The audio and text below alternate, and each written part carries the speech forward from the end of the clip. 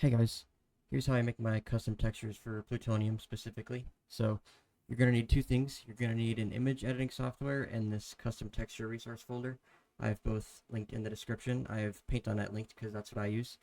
To download Paint.net, you go to the website and you click this link, and you want to click specifically this download button. Don't click on any pop-ups. You want to click on this specifically. And the custom texture resources will look like this, a Google Drive that I have linked in the description. Download that, and the folder will look like this.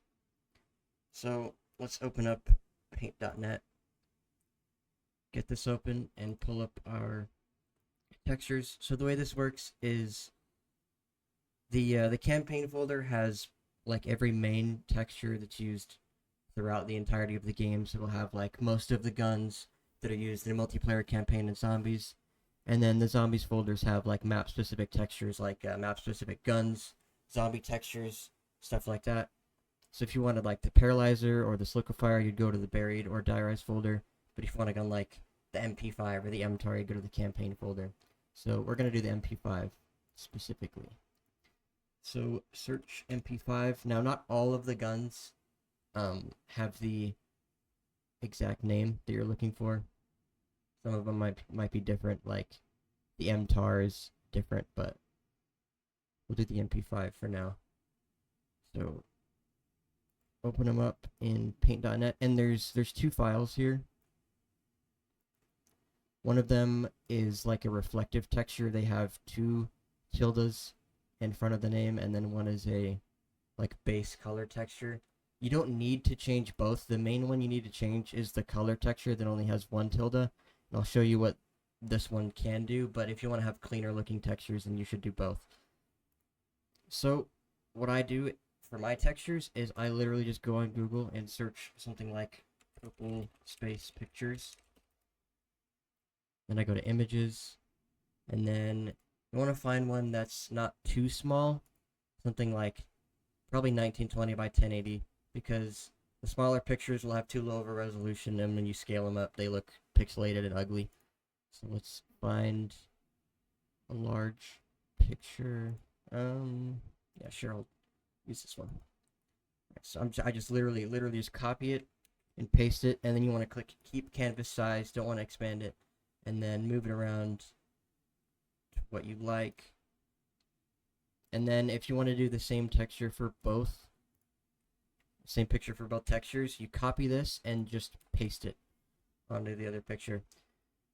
And then we're going to go File, Save As, and then you don't want to save it in the main file, the main folder that you opened it in. You're going to want to back out and go to a different folder so that you don't overwrite the previous texture or the original texture. You save it, and then the settings I use BC3 Linear DXT5.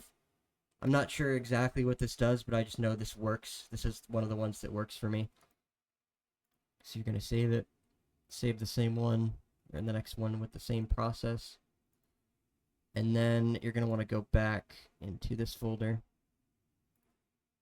And then let's move these DDS files to a better area. And to convert these to IWIs, you're going to drag and drop them on top of the exe. And then it's going to ask you which game you want to convert it for. This will be mainly for BO2, what I'm showing you. This also, the same process works for Black Ops 1, but I'm showing you for Black Ops 2, so we're going to do 1. And that converts them both to IWI files. You're going to place them in a folder that we have to make. So you're going to go to to find this folder, you're going to go to app data. App data % is how you get here. You type that in just like this. Just like that, that'll lead you here, but this is the path. And you're going to make a new folder called images. Type that correctly. And then you're going to select your IWIs and just drag them into the images folder. As soon as you do that, they should just work. Alright, now that we're in the game, I'm going to give myself cheats. And I think it's MP5. Okay. And there we go. Custom textures just like that. Pretty easy, pretty simple. Those are just the basics that you need to know. There's a little bit more to it, and I'll explain a little bit more in this next part, but that's basically, the easiest way to just slap a cool picture on your gun. But yeah, let's do some more complicated stuff next.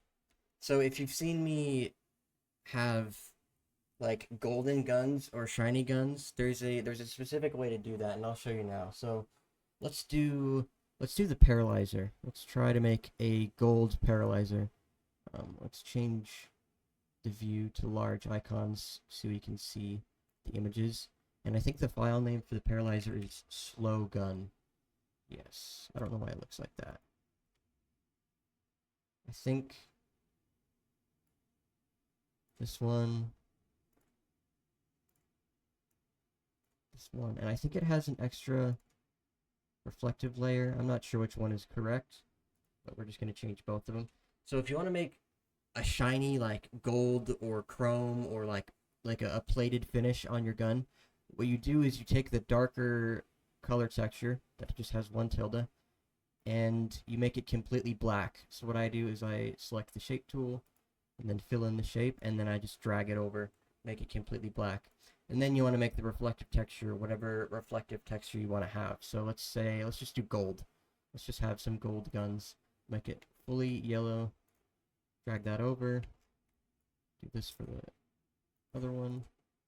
Save these both. Remember, save them outside of the main folder so you don't overwrite the original texture. Oh, wait. Sometimes in Paint.net, if you like drag a color over and then switch to another image, it'll like change the color. So just have to change it to what you actually want it to be. It's weird. It's kind of annoying that it does that, but let's save this again. Make it go back to yellow. Probably the easiest way to get around that is to just save it when you originally change it.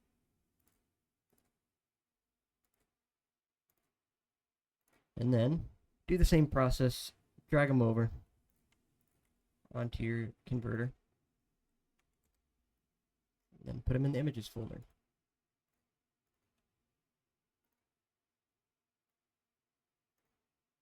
Now that the files are in the images folder, you don't actually have to reset your game to change most textures. There are some exceptions, but for most textures in the game, if you put new textures in your files, all you have to do to see them change is hit map restart. Either back out and go back in, or type map restart in the console.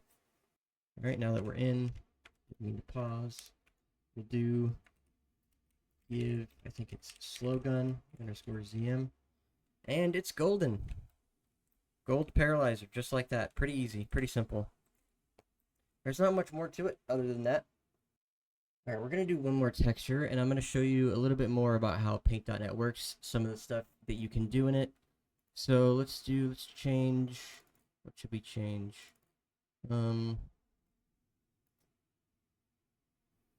do the S12. I think that's the Saiga in the files. Yep. Oh yeah, another thing to mention. Most of the textures that you're going to want to change are going to be a square.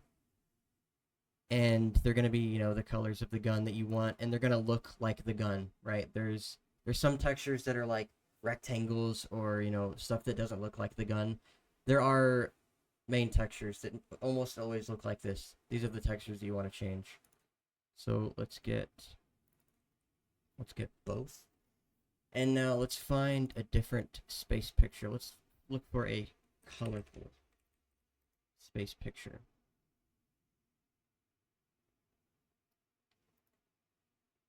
Let's do this one. This one's pretty big. So let's see how it pastes onto here. Keep canvas size, and we can shrink it a little bit. Don't shrink images too much because at some point the resolution does take a hit and get pretty pixelated. But we're just going to use this. And this image is pretty cool, but it's not too colorful. So we're going to change that by going to adjustments, going to hue and saturation, and just bumping the saturation up. Makes it way more colorful. Let's say we wanted it to be a different color. Let's say blue and red. We'll do that. And that looks way cooler than the image did before. And there's other things you can do, like highlights and shadows. Make the brighter things in the image brighter. Make the darker things in the image darker. Make it more clear. Stuff like that. And I like how this looks. We'll copy and paste that, and then you can save them, drag and drop them out of the exe, and put in your images folder. Other than that, I really don't think there's too much more to explain. If you guys have any questions, I have my Discord linked in the description. There's a help channel in there. If you guys have anything you need to ask me about, I am more than willing to help you guys out with anything that you need. But yeah, other than that, that should be it. So I will see you guys in the next one. Peace out.